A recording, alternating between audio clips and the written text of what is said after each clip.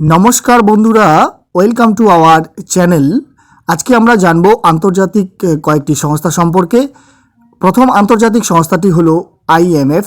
এর full form হলো international monetary fund. Established হয়েছিল 27শে ডিসেম্বর 1945 সাল। মেম্বার কান্ট্রি 19টি, হেডকোয়ার্টার হলো ওয়াশিংটন ডিসি। তো তোমাদের কাছে একটি রিকোয়েস্ট করব, এই ভিডিও ক্লাসের সেশনটিকে তোমরা শেয়ার করবে। দ্বিতীয় আন্তর্জাতিক সংস্থাটি হলো আইবিআরডি। এর ফুল ফর্ম হলো international bank for reconstruction and development. Headquarter হলো ওয়াশিংটন ডিসিতে। মেম্বার কান্ট্রি হলো 189টি। এই আন্তর্জাতিক সংস্থার উদ্দেশ্য হলো উন্নয়নমূলক কাজে সহায়তা করা ও দারিদ্র্য দূরীকরণ।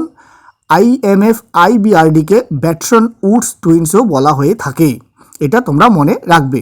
তৃতীয় আন্তর্জাতিক সংস্থাটি হলো WTO। এর ফুল ফর্ম হলো ওয়ার্ল্ড ট্রেড অর্গানাইজেশন। স্টাবলিশড হয়েছিল 1 জানুয়ারি 1995-এ। হেডকোয়ার্টার হলো জেনেভা, সুইজারল্যান্ড। গেট বাতিল হয়েছিল 1995 সালের 12ই ডিসেম্বর। তারপর থেকে এই সংস্থাটি গড়ে ওঠে।